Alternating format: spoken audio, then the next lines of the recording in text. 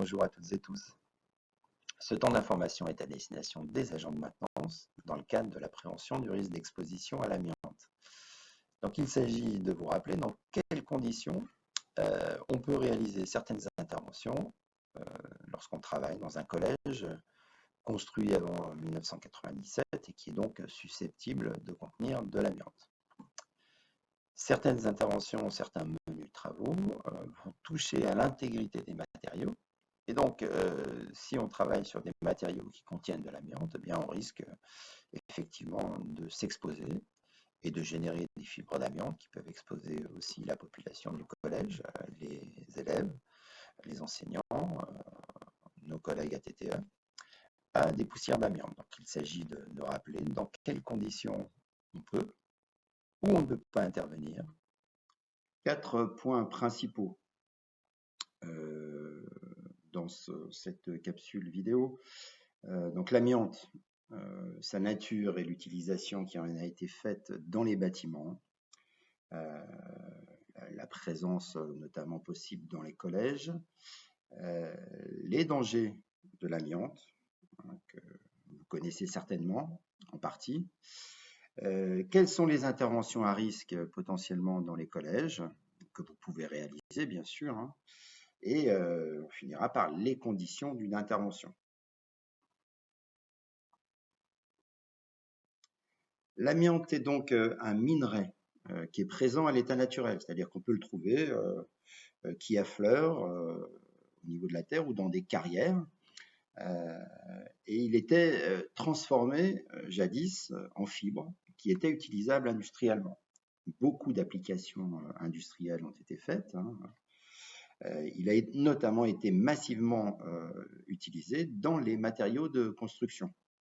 On l'utilisait parce que l'amiante était peu chère, peu onéreuse et dispose de nombreuses propriétés. Elle est isolante, elle va résister aux produits chimiques, aux sollicitations mécaniques, c'est-à-dire qu'on va pouvoir la tordre, elle est résistante à l'abrasion, au frottement. Elle va être résistante au feu aussi et à de très fortes températures. Donc cela en fait une fibre qui était qualifiée autrefois de fibre magique.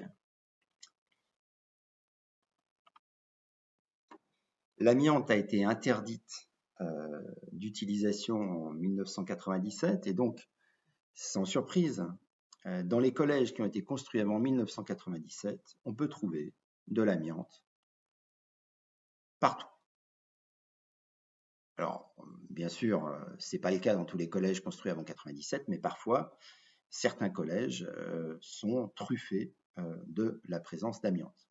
On peut en trouver dans les dalles de sol, dans l'école de sol, les plaintes, l'école de plainte, pardon. On peut en trouver dans la chape, dans les ragréages. On peut en trouver dans les cols de carrelage. On en trouve aussi dans les peintures, mais dans les enduits. On en trouve dans des plaques en amiante ciment, donc qui peuvent aussi bien servir de cloison que de faux plafond.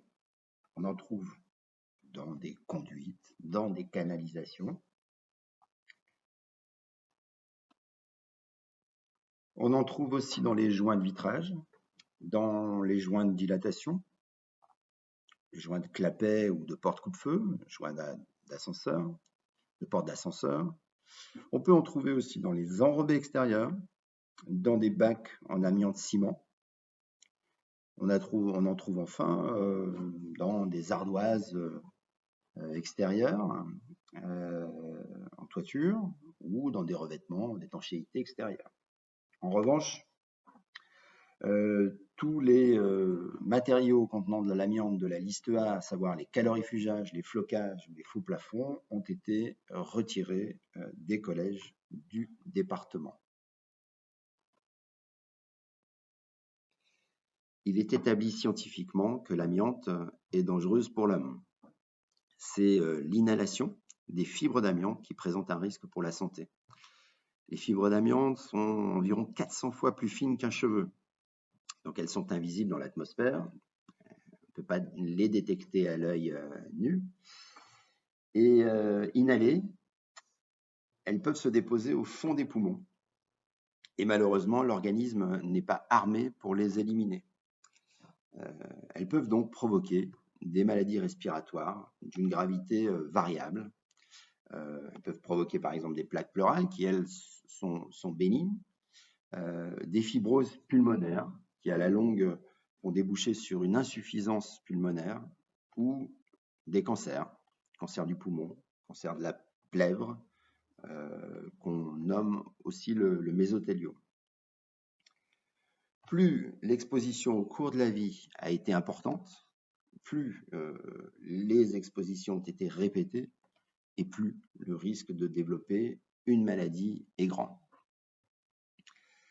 Le délai d'apparition des pathologies varie généralement entre 10 et 20 ans, mais peut apparaître, mais les pathologies peuvent apparaître plus tôt ou plus tard. Qui dit présence d'amiante ne veut pas dire nécessairement exposition. Les matériaux qui contiennent de l'amiante, donc qu'on appelle les MCA, qui ne sont pas dégradés, ne vont pas libérer des fibres d'amiante si on ne les sollicite pas. Par contre, toute intervention qui va affecter l'intégrité d'un matériau qui contient de l'amiante va libérer des fibres d'amiante. Donc la vigilance doit être de mise. Bien sûr, la question qui vient immédiatement pour vous, agents de maintenance, à qui on demande des interventions, c'est de se dire, mais ils sont où ces matériaux qui contiennent de l'amiante dans le collège? Où est-ce que je vais chercher l'information pour savoir où ils sont? Et si je peux intervenir sans risque, ou si je peux craindre une exposition à l'amiante.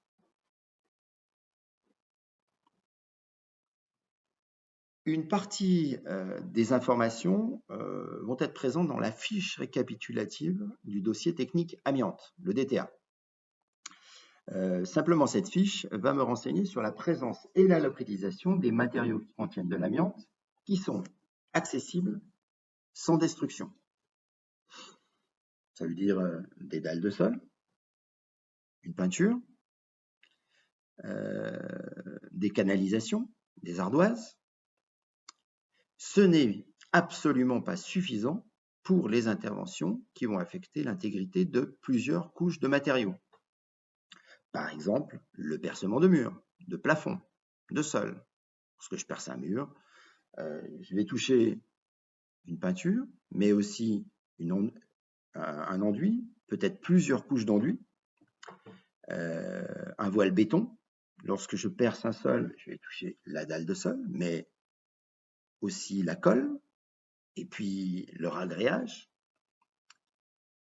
Nombre de ces matériaux ne vont jamais figurer dans la fiche récapitulative, même s'ils contiennent de l'amiante. Il en va de même pour la préparation de murs, le rebouchage de fissures, le ponçage d'enduits, le remplacement de quelques carreaux de carrelage, notamment avec la présence potentielle d'amiante dans la colle, le retrait pour remplacement de quelques dalles de sol, de barres de seuil, de nez de marche, le retrait de plainte. Toutes ces opérations nécessitent une investigation complémentaire.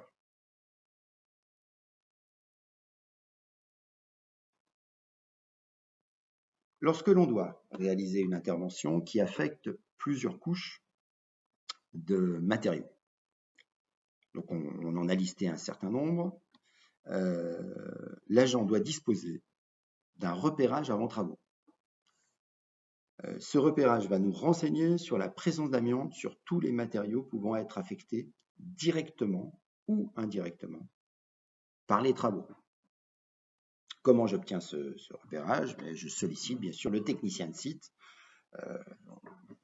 La sollicitation peut se faire bien sûr par l'intermédiaire du collège, c'est l'adjoint gestionnaire ou le principal du collège qui sollicite auprès du technicien de site de l'unité territoriale le repérage avant travaux.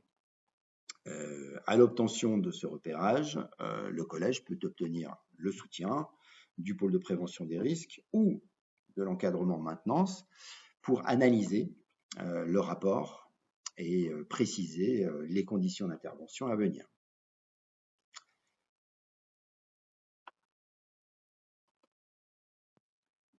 En l'absence de rapport de repérage avant travaux, et s'il s'agit d'une intervention, si et seulement s'il s'agit d'une intervention de maintenance ponctuelle, très restreinte, par exemple l'installation d'une étagère, la pose d'une barre de seuil, le retrait de quelques carreaux de carrelage, l'installation d'un tableau blanc, je peux réaliser l'intervention, mais il faut la réaliser selon les règles de l'art, comme s'il y avait une présence d'amiante avérée.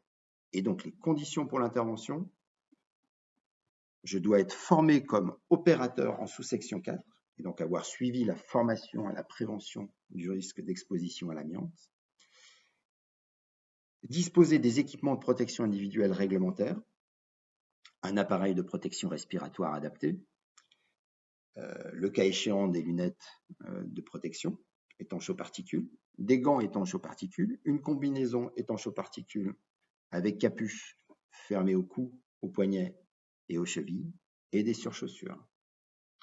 Et l'intervention devra être réalisée selon un mode opératoire qui a été validé par le département, il y en a plusieurs, qui garantissent la protection de l'agent et la protection de l'environnement et donc des usagers du collège.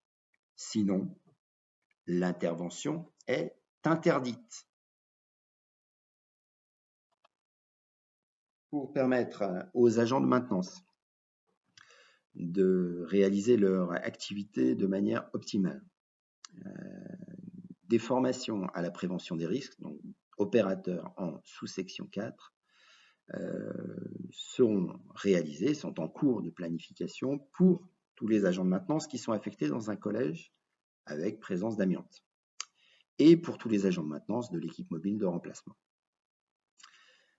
À l'issue de cette formation, donc lorsque vous serez formé et que vous aurez une attestation d'opérateur en sous-section 4, vous serez confié à une réunion où l'on vous remettra des kits d'intervention, donc avec des équipements de protection individuelle, puis des sacs de déchets logotypés, des lingettes de nettoyage, etc., les kits d'intervention, du matériel de protection collective, notamment pour le percement, des modes opératoires pour certaines interventions, et un livret explicatif qui récapitule les fondamentaux de l'intervention en sous-section 4 et qui explique notamment la gestion des déchets issus de vos interventions, puisque nous centralisons les déchets en cité 2 dans une installation de stockage temporaire.